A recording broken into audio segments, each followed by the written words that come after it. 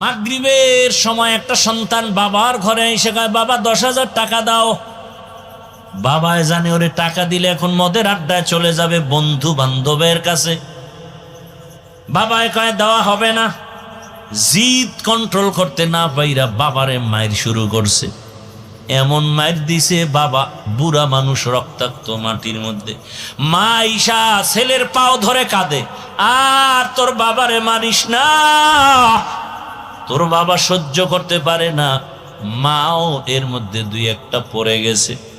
সন্তান লাথি মাইরা ঘর থেকে বের হইয়া বাইক নিছে, বাইক চিনেননি, যুবক ছেলেটা বাইক নিয়ে যায়।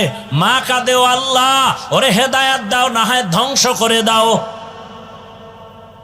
যুবক জিদ্দে যাইতেছে বন্ধুদের কাছে, বাবার গায়ে হাত তুলছে, কত বড় বেঈমান।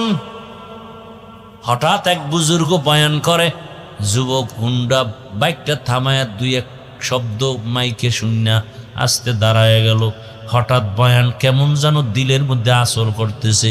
যুবক তালা লাগায়া প্যান্ডেলের পেছনে এসে বসছে। হুজুর বয়ান করতে করতে মা বাবার হক নিয়ে বয়ান শুরু করছে। আল্লাহওয়ালার বয়ানে এমন এক হালাত ওর মধ্যে শুরু হয়ে গেছে। পেছনে গড়াগড়ি খায় আর কান্না করে আর চিল্লায়, আল্লাহ আমারে মাফ করো, আল্লাহ আমারে মাফ করো, আল্লাহ আমারে মাফ করে দাও, আমি এত বড় অন্যায় করে ফেলেছি। হুজুরে বয়ান করতে মাত্র নজর পড়ে গেল। হুজুর বলে, ওখানে কে রকম করে সামনে নিয়ে আয়। সামনে কয়, হুজুর আমারে মাফ করে দেন, হুজুর আমারে মাফ করে দেন। হুজুর এমন বয়ান করলো, মায়ের দোয়া ছাড়া জীবনে সফলতা আসবে না রে বাবা। জানো না তুই পরীক্ষার হলে গেছো, কিন্তু তোর মা ঘুমায় নাই, রাতের বেলা দোয়া করছে, হে মালিক আমার বাবার পরীক্ষায় তুমি পাশ করার ব্যবস্থা করো। তোরে আমারে মানুষ বানাইতে যে মা কত রাত ঘুমাইতে পারে নাই, খানার প্লেট নিয়ে খাইতে বসছে, পেটে ক্ষুধা, তুই প্রস্রাব করে দিছো। বাবায় খাইছে ঠিকই, মা খানা খাইতে পারে নাই। এমন কষ্ট করে মা বাবায় তোরে আমারে মানুষ বানাইছেন, তুই একটা চাকরিতে যাও। মা বাবা এত কান্না করে দোয়া করছে, ও মালিক আমার বাবার একটা চাকরির ব্যবস্থা করে দাও। ও সন্তান, ওই মা বাবার সাথে বেয়াদবি করিয়া এই দুনিয়াতে কেউ সফল হয় নাই, তুইও হবি না রে বাবা। এইভাবে বয়ান শুনিয়া যুবক হুজুরে মোনাজাত দিয়া বিদায় দিয়া যুবক আসছে হুজুরের হাতে হাত দিয়া, এমন তওবা করছে, হুজুর কি করব, আমি অন্যায় করে ফেলেছি।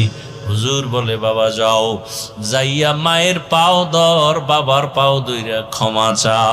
মা বাবার পাও ধরলে সম্মান কমে না রে সন্তান, বরং মা বাবার দোয়া তোর উপরে বেড়ে যাবে। সন্তান ওস্তাদের এই হুজুরের দোয়া নিয়ে রাতের গভীরে বাসায় রওনা। যাইয়া দেখে দরজা এমন আটকানো, ডাকতেছে, মা দরজা খোলো, মা তো আওয়াজ দেয় না। মা শুনতেছে, আওয়াজ দেয় না। ওদিকে বাবা বেহুশ অবস্থায় বিছানায় পড়ে আছে।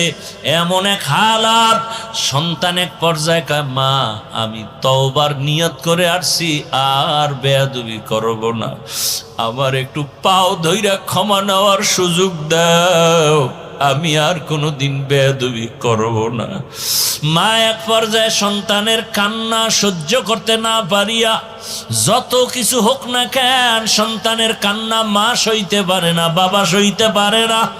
দরজা খোলা মাত্র চিৎকার দিয়া সন্তানটা বাবার পা জড়ায় বলে, বাবা আমারে মাফ করিয়া দাও, জীবনে কত ব্যথা দিয়েছি তোমাদের, আমার কথায় তুমি কান্না করেছো, আমার বেয়াদবিমূলক আচরণে মনে হয় আমি জাহান্নামী হয়ে গেলাম। মায়ের পাও জড়ায় কাঁদে আর কয়, মাফ করে দাও। বাবা কয়, তুই আসিস না, তোরে মাফ করব না, যা যা, আমি তোরে ক্ষমা দিব না, তুই পারলে আমাকে আরো মার, মনের জাল মিটাইয়া মার, আমি আর তোকে ক্ষমা দিব না। কিন্তু মায়ের দিলে মানে না। মায়ে গিয়া কয়, স্বামী সন্তান তওবা করে আসছে, আর বেয়াদবি করবে না, মাফ করে দাও। ও যুবক বাবারা, দুনিয়াতে আর কয়দিন বাঁচবা? আজকে এখানে বয়ান শুনতেছো, আগামীকাল ঘুমের থেকে উঠার সময় হঠাৎ আল্লাহ না করুন যদি অসুস্থ হইয়াই যাও, মা ডাকবে, দেখবে তুমি আর জবাব দাও না।